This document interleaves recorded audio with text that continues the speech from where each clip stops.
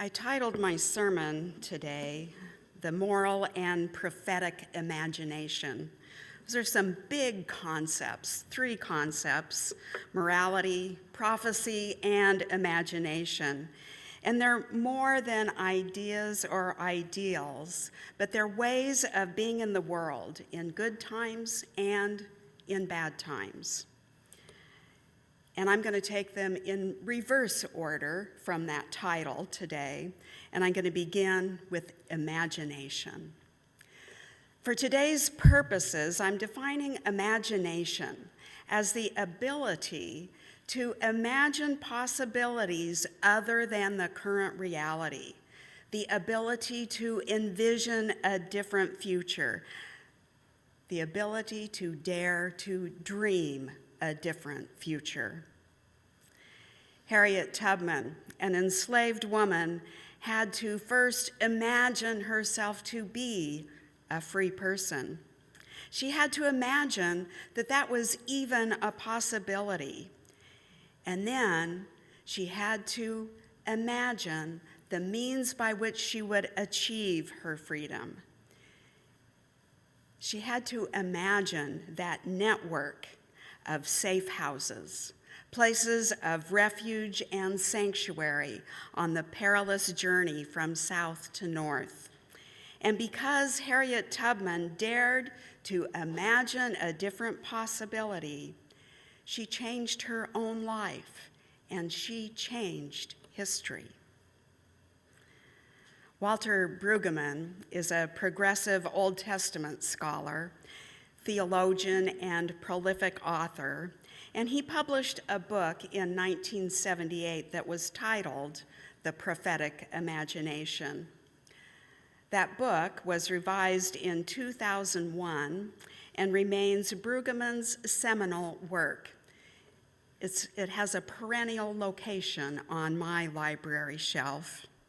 And to summarize some of Brueggemann's thinking, he says that we fail to engage the full possibilities that imagination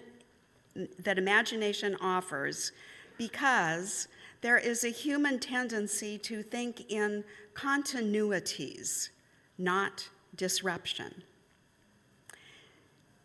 As the pioneer of family therapy, Virginia Satir said, "The certainty of misery is preferable to the misery of uncertainty." We don't like disruptions. And even positive change is a disruption. And because we tend to think in continuities and we tend to resist change, it's easy to fall into complacency. And in the words of Martin Luther King Jr., to allow procrastination to be a thief of time. Because we tend to think in continuities, even if we can imagine a different possibility, we can sometimes fail to imagine ourselves taking the actions needed to achieve something different, because to do something different would be disruptive. It wasn't enough for Harriet Tubman to imagine the possibility of freedom. She also had to imagine how she would achieve it. And then she had to disrupt her life, miserable as it was. She had to disrupt her life and ask others to do the same in order to live into a new possibility. Our human preference for continuity over disruption leads to another kind of failure of imagination, which is the failure to fully imagine the threat of evil. A word we don't hear spoken often in our Unitarian Universalist churches. I can think of only 2 of our hymns that use the word evil. Our concept of the divine, we hold an optimistic view of human nature, holding to the principle of the inherent worthiness of every person. And our concept of the divine is a God of love who would not condemn anyone to eternal damnation. We like to say that we are here to love the hell out of the world, that hell isn't an otherworldly place of punishment in the afterlife, but that we create the conditions of hell here on earth, conditions that we seek to eradicate through our work for social justice. And tied to this is our belief that there is no one beyond redemption, which is all well and good, but it can leave us ill-equipped to deal with the reality of evil in our world. Living at a time of great disruption in our country and in the world, to not address the reality of evil is a luxury of privilege. The moral imagination seeks to understand both good and evil so that we are not doomed to mix them up. And Harriet Tubman didn't have to imagine evil because she faced it every day of her life. It's as Martin Luther King said, racism may well be the evil that will bring down Western civilization. Our religious imagination must be able to envision possibilities brought about by evil intent. Some of you may think we're beyond imagining them today. The collective culture of our society today has no problem imagining evil. When you think of our popular culture, and then just think about the plots of the popular movies and television shows today. Most of them, or many of them, have murder in the title. And the plots all seem to center on themes of murder, sexual assault, political corruption, violence, and war, and depict them in gruesome detail. Our religious imagination must be able to grapple with the reality of evil, not so that we're entertained by it, but so we can oppose it. And in order to do so, we must be able to name it. Otherwise, we can't equip ourselves with the moral and spiritual fortitude to confront and counter the oppressive forces that evil engenders. Which brings me to the role of prophecy, the role of prophets and the prophetic voice. Prophets are ordinary people who hold no official positions within political power structures, but exist outside and are critics of the status quo. Martin Luther King was one of our modern-day prophets, and he was not shy about naming evil when he encountered it.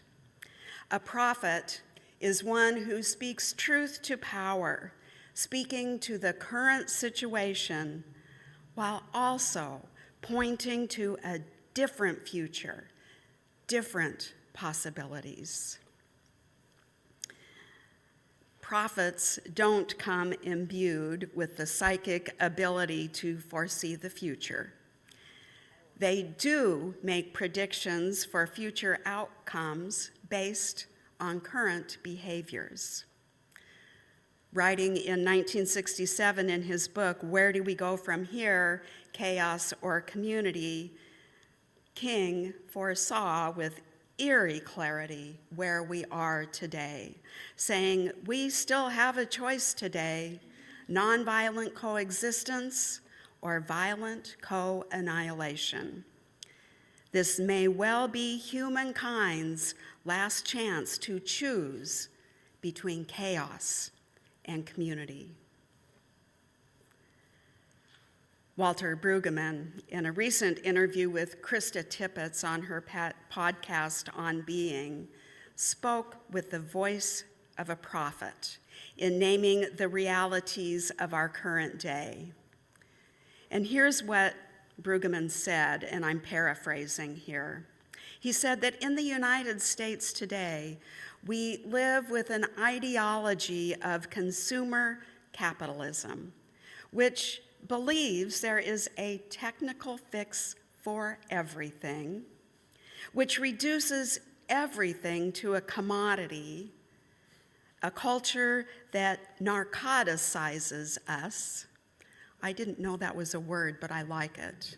It's a culture that narcoticizes us because we think in continuities, not disruptions. We don't want this ideology exposed as the dehumanizing way to live that it is. Because if we did, we would have no choice but to change.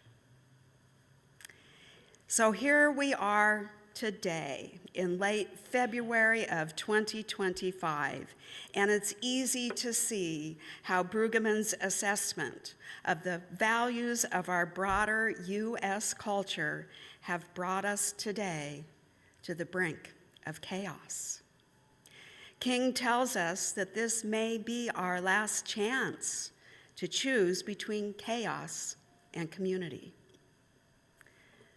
King stood in line with the biblical prophets of old, who played another, more hopeful role in their communities. When forces of evil from within or from without brought devastation and destruction to the community, the prophets would call the people back to their core values, back to their covenants with each other and with their God. They would call the people back to their moral and ethical commitments.